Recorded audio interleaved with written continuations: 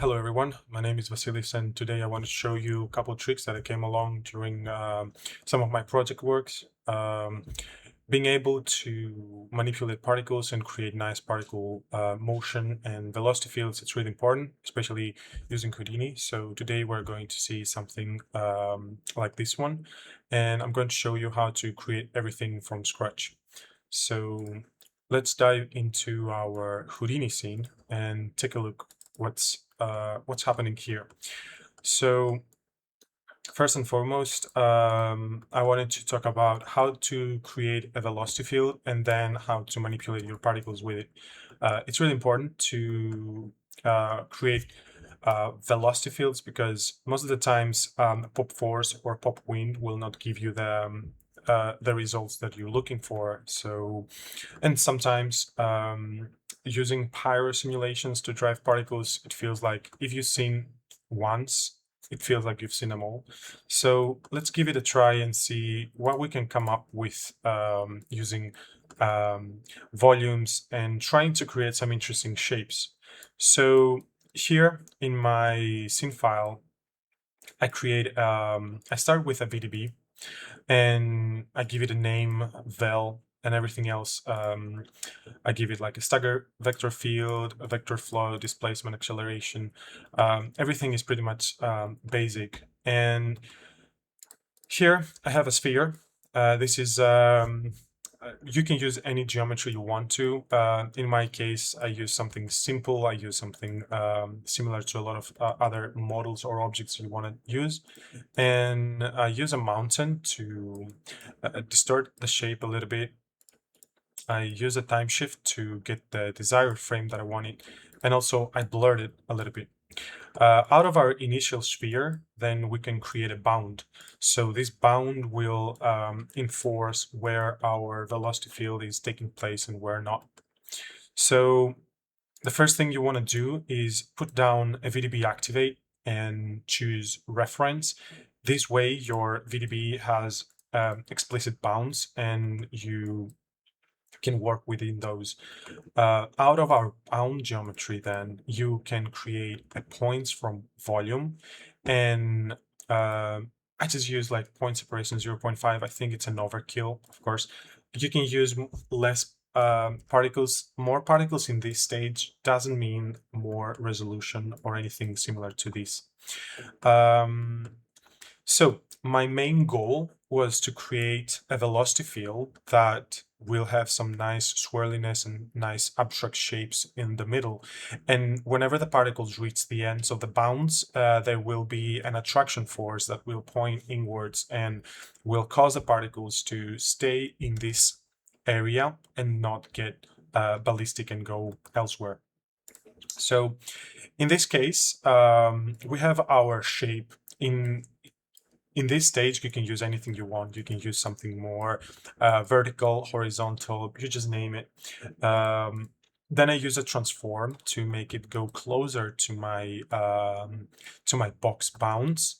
And the easiest way to get the distance of an object from a particle's perspective is to use a distance from geometry. So using a distance from geometry, everything is the same. Normally you'll have distance enable, but in this case we take it off and we enable mask because now we can play along with this ramp and also we can play with the radius. And to be more precise, we can visualize everything that we're doing here. And you can see that this is our mask closer to the object. So what I wanted was to have everything that it's red, basically wherever the mask attribute is 1, to have an abstract swirly motion, and everything that goes to the edges to start pulling inwards. So the best way to, and the easiest way to create velocities is to put down a point velocity node. So, and if we visualize it, you can see that it already gives us a curl noise.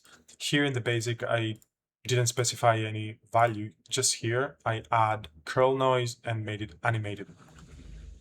So if we play along, you can see that everything is moving nicely. One thing that I noticed when I was trying to create everything from scratch was that when you create a noise, let's not make this animated, and let's try to give some variation using offset. So if I do $F, let's say divided by 10 maybe, and we start moving this one, you see that it's not actually the noise changing shapes, it just moves towards the axis. You can see that this peak right here just moves to the left. So pretty much this slide to the axis, you'll see it in your particle simulation. So this is not what I wanted to do. I wanted actually to have some noise, the same as the one here in the point velocity sub. So how to do so is, you can see here this locket is on. If you right click and press allow editing of contents and you dive inside, you see there are plenty of nodes, but if you check this curl noise, you can see here that in this attribute vault, there is this curl noise, and we will copy everything here, everything from here. Also, you can notice that this is a 4D noise analytic simplex. And the reason that this is a 4D noise is because it's using time multiplied by the position, and it's fetching it to a vector 4. So basically, you're using time to manipulate the noise of the actual noise. So if we dive, I created everything inside an attribute VOP, and if we dive in here, you can see that pretty much I created the same thing. This is the curl noise that we saw before, and this is actually if you type vector to vector 4, vector to vector 4. This is the node, and you pretty much plug in the position and the time, and you connect that to the position. Anything else, I just leave it as is, and I just promote frequency, offset, amplitude, and roughness. And let's plug this to the velocity before we take a look at the rest and see how this looks. Also, one easy way to promote point attributes into velocities is to put down a volume VOP. So once you put down a volume VOP, in here, let's do it from scratch, like volume VOP. And if you dive in here, you'll see that it has density. We don't want to manipulate density. Rather than that, we want to do a bind export. And we want to, instead of this parameter, we want to plug everything into our velocity. And of course, this is a vector. And the easiest way to do it is to type PC Cloud open and connect the file to the second input, because my points are coming from the second input, and the first input is my actual VDB. So I plug the P to the position, and then I type PC Cloud filter. What this node does is it specifies which attribute from our point cloud we want to manipulate, and in this case, it's the velocity. And we plug this on our bind export, and this is it. If we highlight our VDB, it looked like this, and now it already has some sort of distortion. That's because if we plug it on a volume trail, you see that here we have all of our velocity trails, and this is the representation of how our noise is looking. Let's take this off, and let's plug this back here. All right, so we have our noise and what's going to happen in the middle. And if I highlighted this, you can see that I have my amplitude, which is not going to give you much difference now because the volume trail is always detecting the range. But yeah, here we have our amplitude, our frequency, offset, and roughness. One thing I wanted to point out is that here in the frequency, everything is basic, but the last option. The last option is actually our pulse length. So here in the point velocity, you can see the pulse length is determined how fast the noise will evaluate in time. So this actually means that this value is getting divided by, you divide 1 by this value. So this means that my pulse length is 24. It's pretty slow. I didn't want my shapes to change too much and become messy. So far so good. And we have our velocities. So now I want to use my mask that I created here and say that anything that mask is 0, I don't want it to have any noise. I just want it to have an attraction pointing inwards. And to do so, we can jump in here.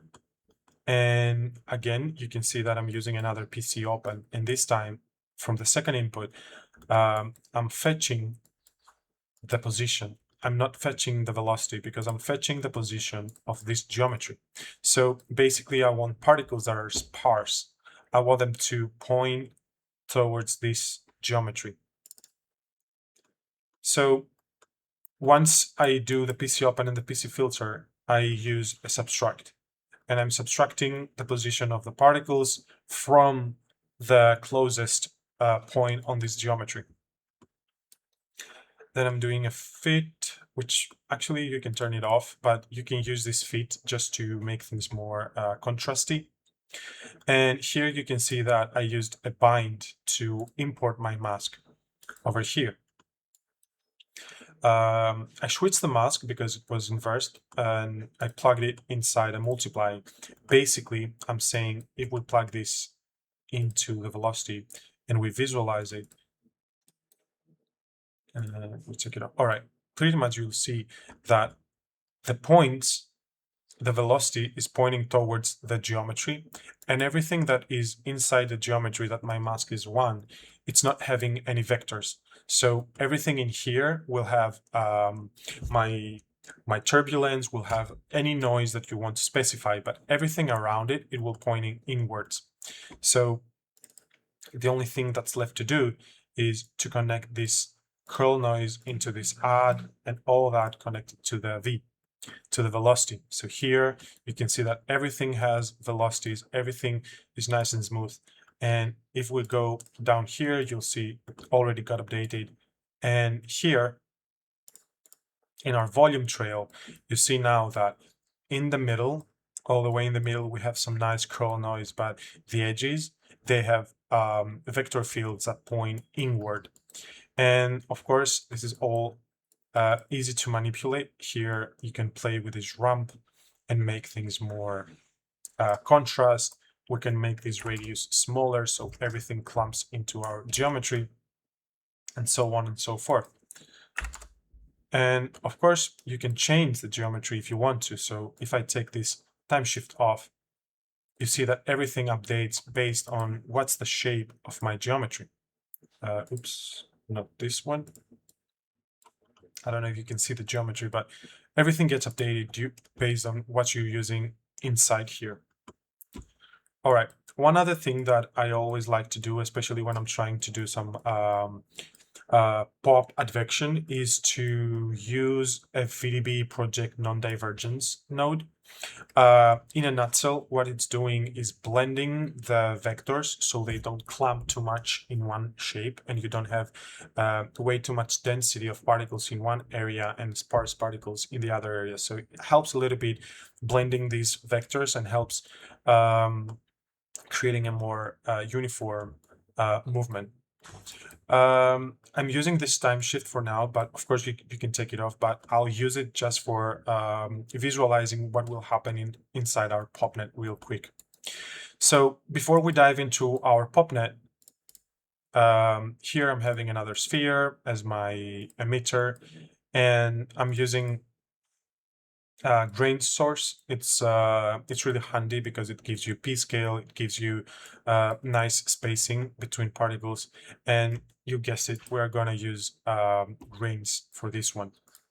Here I just specify my ID based on the point number, and I specify my p-scale.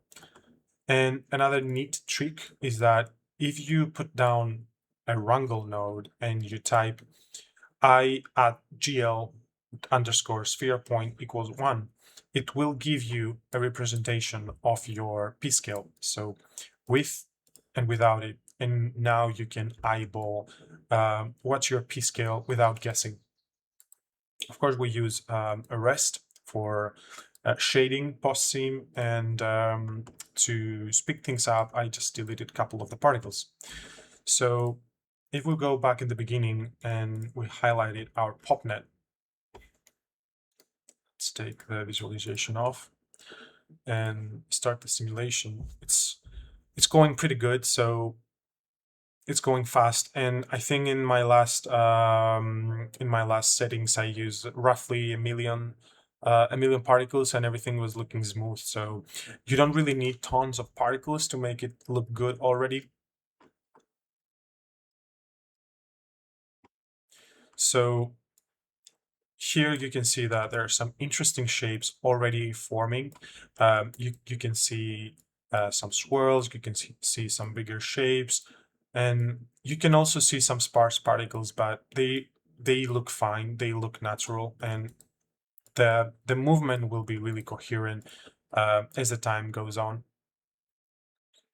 One thing that I wanted to point out is when the particles reach the edges, that you see that we are getting a lot of swirls, and we will see particles getting pushed inwards. So you can see here that the particles, for example, they don't escape, and they start swirling and getting back inside our system.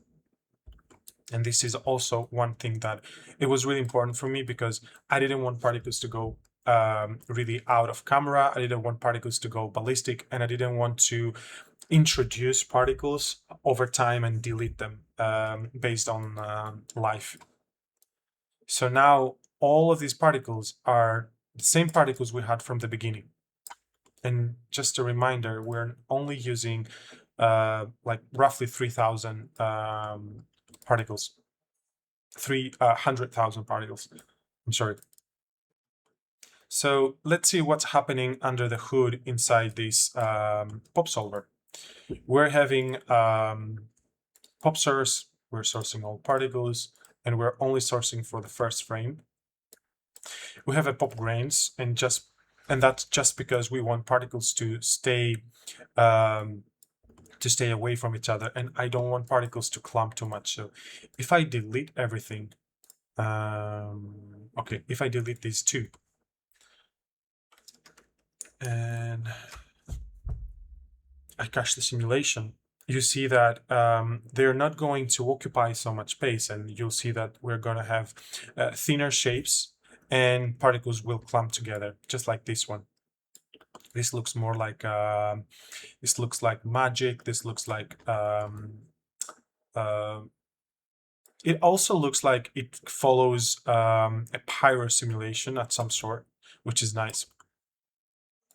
But in my case, I want to introduce some spacing between particles. So pop grains, the only thing you need for pop grains is to determine what's the p-scale from the beginning of the simulation. Here you can see that I was brainstorming between using force and using velocity, updating velocity. If your force field is updating over time, for example, a pyro simulation, then I think it's nice to use velocity, because everything becomes more intact and you don't give a lot of liberty to particles to act on their own, rather than when you use force, there is just a finite amount of how much you can act on these particles. And of course, I'm taking off wind just because I'm using a pop drag down here. Then down here, I'm having a pop drag, and you see that I use a lot of it because I just want particles to be affected from the force. I don't want them to just fly away. And after some time, you can see that I multiply it based on the age, and it goes all the way to 20. Of course, if you want to, you can introduce a little bit of pop force to give it a little bit more diversity and finer details. And last but not least, I'm using a pop attract, because at some point when particles reach distance of 2, length b, distance of 2, like if particles go all the way to -2 or 2 in all directions, I want them to be forced to go back inside. So I'm just enforcing the attraction just a little bit. One last thing that I was using is this pop interact, and here in the core radius I'm using p scale, and in the fall off I'm using p scale multiplied by 2, and the position force is 0.5, which means that it forces particles to stay away from each other. So it kind of helps pop grains, and also velocity force. This is blurring the velocities of particles, because it kind of helps with the sparse particles and makes them go in bigger shapes and don't let them fly alone. Let's enable it. So of course, and then I attribute cast all the attributes to be 16-bit float, all but p because I want it to be really precise, and id because id is integer, and I cast them out. So over here you see that our system has 1 million particles, which is pretty decent look for a million particles. Of course, you can go all the way to 10 million, or I don't know how much you can push your limits, but you can see already we have really nice curls, really nice shapes. We enforce a lot of movement here. And one thing that I did is I created 2 caches. One is with my time shift, and the other one was without my time shift. So I get a little bit more variation. You can see here that I break the shapes a little bit because my noise is undulating through time, but it's not a huge difference. Eventually I went with a static one because it has more robust shapes and I like it. Before we talk about this one, here I just transformed to put it in a better position for my camera. And let's talk about our rest attribute. All right, so here we created a rest attribute, and the reason for it was to put it inside an attribute noise. And so in this attribute noise, I create an attribute called shade, and it's a float. And I don't drive shade based on p, I drive it based on rest. And if I put here p, you can see that this attribute doesn't change, it doesn't follow the particle's movement. But if I put rest, you can see that it pretty much follows what my particles are doing and where they're going. And you can see at some point it gets really blurry, it gets really messy, and you don't really tell what's going on. And for that reason, if, for example, you want your frame 240 to be your hero, you can always put down a time shift and specify which frame you want everything to be frozen, and get a new rest out of this frame and promote that rest back into your system based on your IDs. So in this case, you see that I promoted my rest from frame 120. So right now I have more clear shapes and everything is not as blurry as it used to.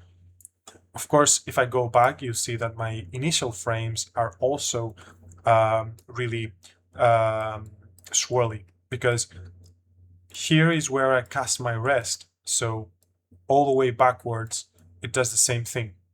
I didn't end up using, but I think it's a nice thing to show also.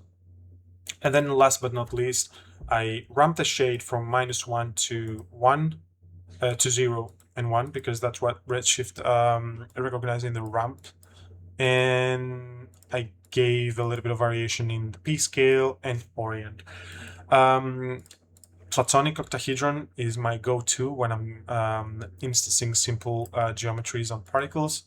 And here is how our system looks with all the instances packed in an instance. You can see that there is a nice variation between curls and a nice flow. And of course, in the render, everything will look even better. And if we highlight our bound, you see that everything is tight in this bound. Nothing gets extrapolated outside of this bound, and you can make it, you can clamp it as much as you want, so it only moves in these bounds if you make this force, if you make the attraction force higher.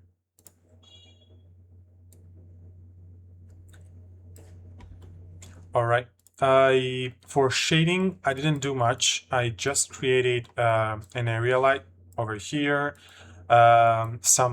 I created a dome light for a background, and another dome light for overall shading.